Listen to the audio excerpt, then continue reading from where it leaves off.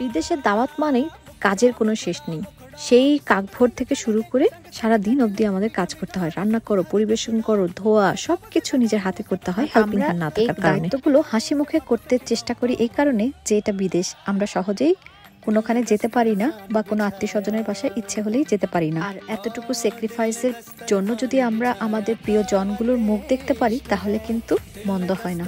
আমরা সেই হাসি মুখেই স্যাক্রিফাইসটা করতে পারি। লাস্ট উইকে আমি একটা টি পার্টির অ্যারেঞ্জ করেছিলাম আমার নেবার ভাবির ফ্যামিলি, যার ফ্যামিলিতে আসলে বাংলাদেশ থেকে ইমিগ্রেন্ট হয়ে 14 জন ফ্যামিলি মেম্বার এসেছে। তো ওনাদের সাথে ইন্ট্রোডিউস হওয়ার জন্য বিকালের নাস্তায় ওনাদেরকে আমি ইনভাইট করেছিলাম। আর এসব ম্যাসিভ কাজের দিনে যদি কোনো আর কি পরিবারের সবাইকে যদি তাদের ছোট ছোট দায়িত্বগুলো বুঝিয়ে দেওয়া হয় তাহলে আসলে সবার পক্ষেই অনেক সহজ হয় দাওয়াতটা অ্যারেঞ্জ করার জন্য।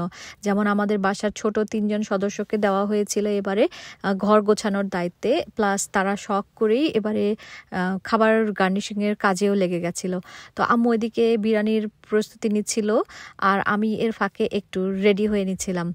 তো এই তো রেডি হওয়ার পরে একটু বাইরে গেলাম, যেহেতু টেবিলে একটু ফ্রেশ ফ্লাওয়ার দরকার ছিল আর বাজার থেকে ফ্রেশ ফ্লাওয়ার আনার কথা আমরা ভুলে গিয়েছিলাম। তো ফুলগুলো যেহেতু মাটিতে পড়েছিল, অলমোস্ট বৃষ্টিতে নষ্ট হয়ে যাচ্ছিল, তো নষ্ট হয়ে যাবে, আর এই জন্য আমি কিছু ফুল নিয়ে আসি আর কি আমাদের ডাইনিং স্পেসটাতে নাকি ডাইনিং টেবিলটাকে ডেকোরেট করার জন্য। তো ডাইনিং টেবিলে ফ্রেশ ফুল থাকলে আসলে অলওয়েজ আমার একটা শান্তি শান্তি লাগে, প্লাস খাবারেও অনেক রুচিটা বেড়ে যায়।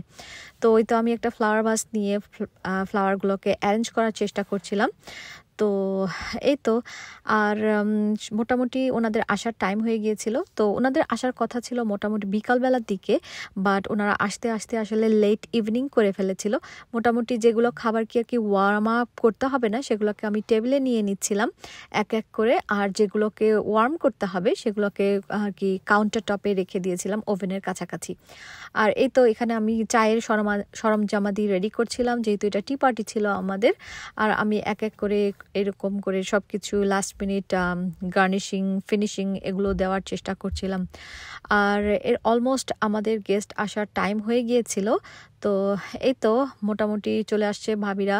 আর আসার পরে ওনারা মুখ ঢাকছিলেন, কিছুতেই আমাকে ক্যামেরার সামনে মানে ওনারা আসবে না, আমাকে ভিডিও করতে দিবে না। তো তারা যেহেতু অনেক শাই, তো ইটস ওকে। তারপরে আমি একটু চুরি চামারি করে যতটুকু পেরেছি আর কি ততটুকু ক্লিপ নেওয়ার চেষ্টা করেছি।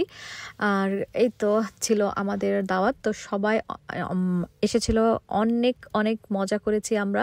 যেহেতু বললাম আমাদের সহজে ইচ্ছা করলে কারোর সাথে কারো দেখা হয় না, তো এরকম পার্টির মাধ্যমে আসলে আমাদের কুশলাদি মানে কি বিনিময় করাটা সহজ হয়ে যায়। আর এই যে ছোট বাবুটাকে খাওয়াচ্ছে, আর ছোট বাবুর পাগল তো আমার মেয়েরা। Thank you for watching.